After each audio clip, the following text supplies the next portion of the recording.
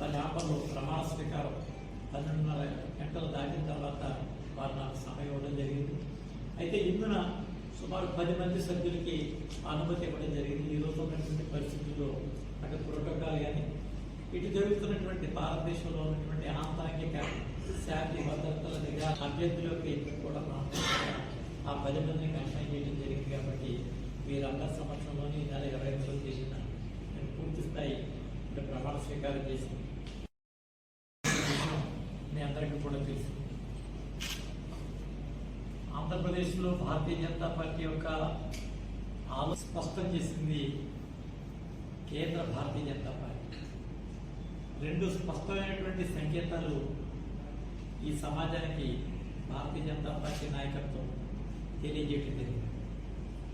ఒకటి, సుదీర్ఘకాలంగా పనిచేసేటటువంటి కార్యకర్తకి ఒక సముచిత స్థానం కల్పించగలిగేటటువంటి సత్తా కలిగిన ఏకైక రాజకీయ పార్టీ బీజేపీ అని.